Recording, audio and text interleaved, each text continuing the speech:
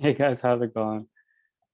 I'm Samar's coach. Welcome back to my video series of what this thing is going to be, I guess, where I talk about the market. I talk about things that you should keep in mind and just general real estate based discussions, really. Eventually, I'd like to have some guests over so that we can talk about stuff. But as of right now, a very important topic. Why is the market so bonkers? Prices are very, very high, and it's shocking to a lot of people, but I have a different perspective. And I'll tell you that in this video.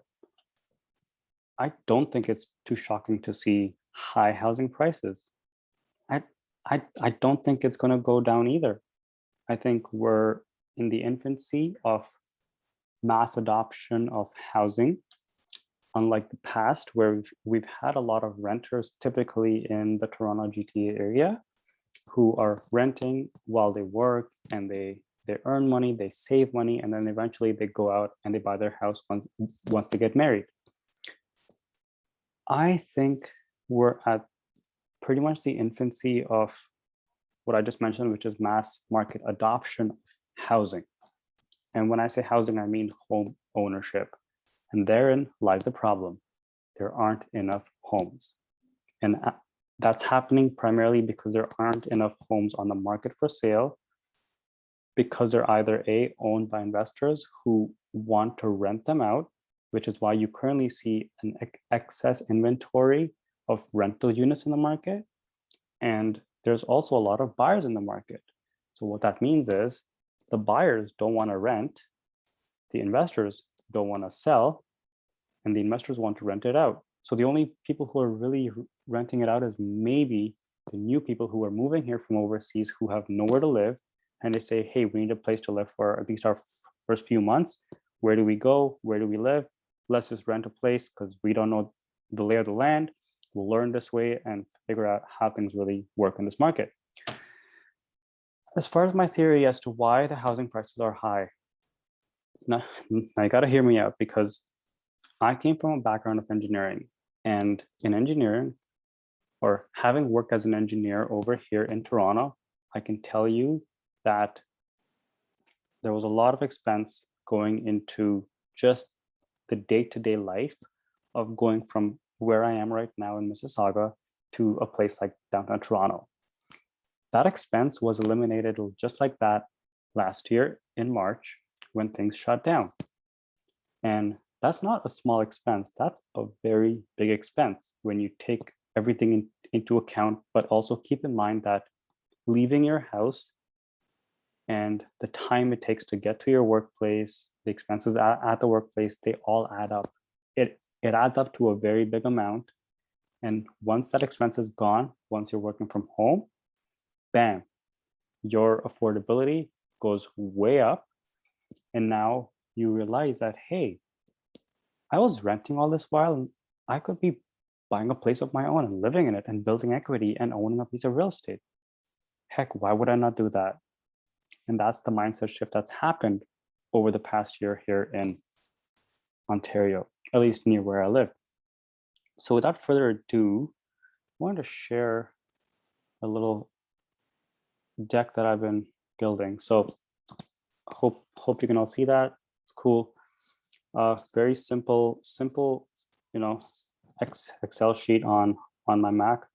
Let's talk about the salary, right? So a freshly graduated mechanical engineer, which is what I was, would be earning roughly 60K in income over here in this area. Not too bad, pretty good for this area. Now that breaks down to about 30 per hour, depending on, of course, where you are in the country and whether you're overseas or not. That could be a different number. The taxes, when you look them up based on the 2021 tax bill, basically, you end up spending about 14,207 on taxes, which leaves you with 45.8K roughly in take-home income. That's after your income taxes. So that boils down to being about 23 bucks per hour, which is not bad, right? So you see that you're going from basically 30 down to 28 or 23 per hour, which is quite a big drop. Now, when you break that down to earnings per day and earnings per month, these are the numbers that you end up with, about 180 per day and 3,660 per month, which is expected. And I've seen paychecks of that number. Now, this was designed for my circumstances where I live in Mississauga on the northwest end, basically, of Mississauga. And to get to downtown, I have to take a train from the nearest GO station, which is the local, local long-range-ish train ride.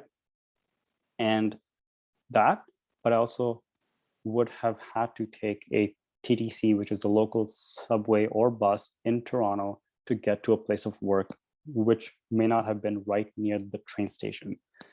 So GO trains cost about $17.50 two ways, and that's a lot of money.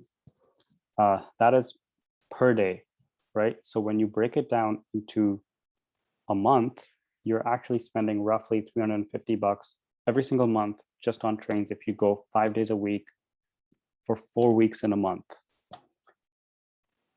Now, TTC costs $320 for a single ride. That ride lasts for, that validity is about 3 or 2 hours maybe. And beyond that, it expires, which means that in the evening on the way home, you got to get another pass. And that's another 320 bucks. So a total of 640 per day. Now, if you add that all up, you're actually paying about 128 per month just on TTC transit. Combining those two expenses, you have about 470 per month that you're going to be putting in just on commutes. So getting from home to your workplace and back, you're going to be paying about 480 bucks a month. All right.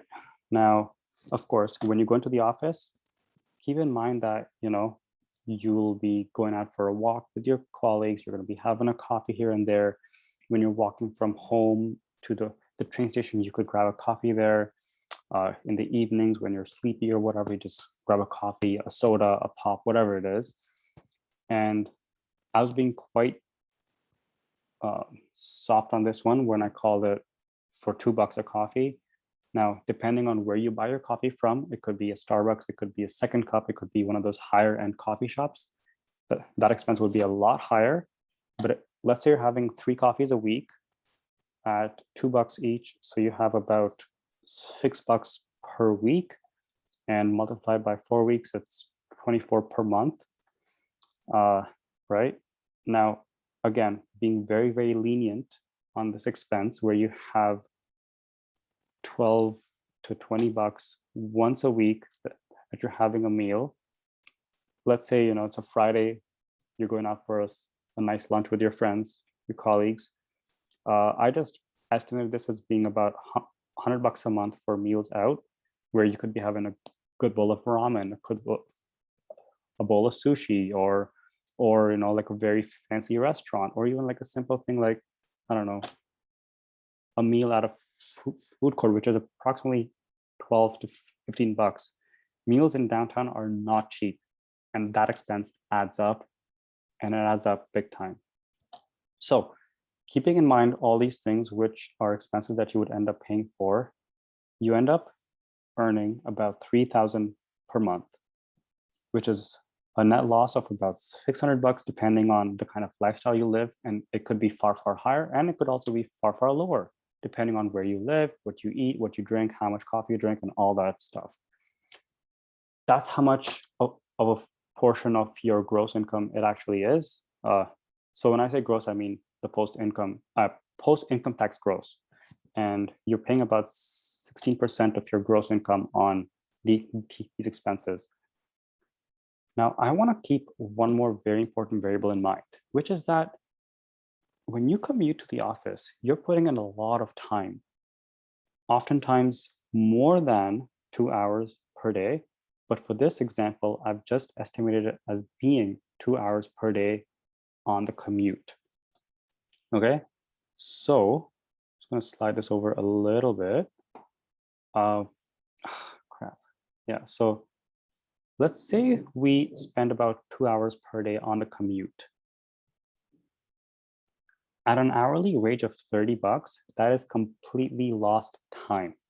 Lost time doing nothing, being on a train, sleeping, talking to colleagues, maybe just listen to a podcast, but that is lost time when you could be doing other productive things. So $60 gone per day, just like that, okay? Keep in mind that you are earning roughly 22 bucks per hour, and in a day you're earning about 183 bucks.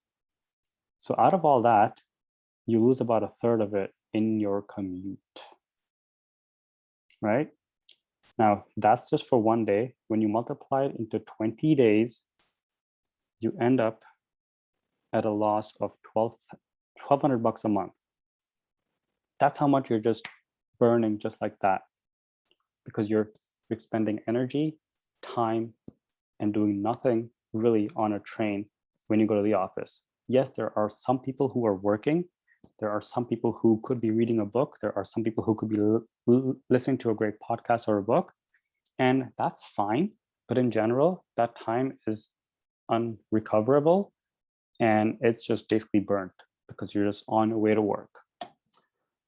So when you deduct that from your income, you end up with your real actual earnings of about $1,861, which is essentially a loss of $1,802 from your gross income post income taxes, and a fraction of 50%, right? So when you're commuting, taking into account your commute costs and all these extra variables, you're losing about half your income on the commutes, the meals, the time. The time is the most important factor. That's why when you live right near work, you're far better off because you're not wasting time. You're not leaving things to the last minute, and you end up with all this recovered time that you can put into, working out, making a good breakfast, reading a book, blogging, writing, investing in the morning, all these things that you could normally be using that time for. And so keeping these variables in mind, when you think back to where we are now, which is people don't have to go to the office, people are living, working at home, they're not having to spend too much on outside meals, they're not buying coffee every single day, they are not eating out that much unless they're, ordering in like once a week maybe. These expenses go drastically down. And this is not even taking into account the rent. So assume that the rent is constant, right? Assume that the rent is constant. The time expense goes back, the coffee expense goes back, the commute expense goes back. And just because of these numbers is what really makes me believe that people have become able to afford a lot more of real estate now. And why is that important to know? Because when a person is buying a property, they're actually buying the mortgage. They're buying the mortgage because that's how much they can afford every single month. Now, when you have higher income on a monthly basis, your affordability goes up. I'm surprised that the affordability has not actually gone beyond 25%. I know in some areas it has quite likely gone beyond that, but keep in mind that the inventory has been low and properties don't necessarily fluctuate in value the way that Bitcoin or cryptocurrencies or other investments do. And that's why, you have things like Bitcoin and stocks and stuff that are kind of providing a damping effect to the real estate prices. If those investment vehicles did not exist, real estate would see a far, far higher spike, and the prices would have remained that high. And so these reasons, I believe, are why the property prices are still so high. Now, keep in mind, people have been saving up money. They've been collecting money from the government over the past year. They've been putting it away in their banks. Despite the inflation, they've been saving that money.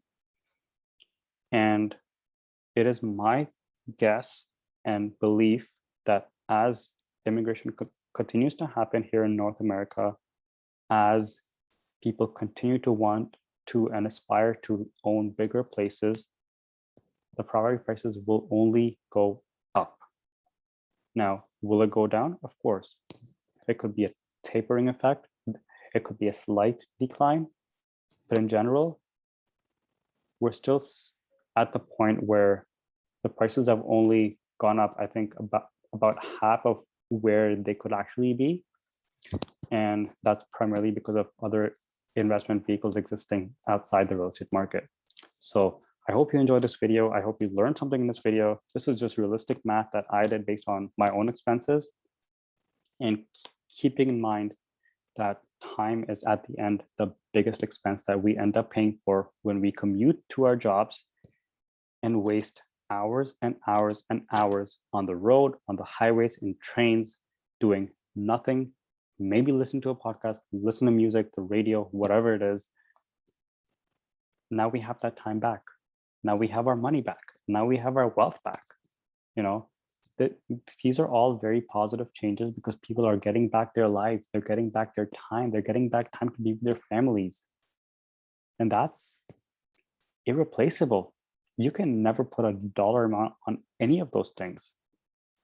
It's just a comparison for time that, hey, now you have time so you can actually do the things that you've always wanted to do.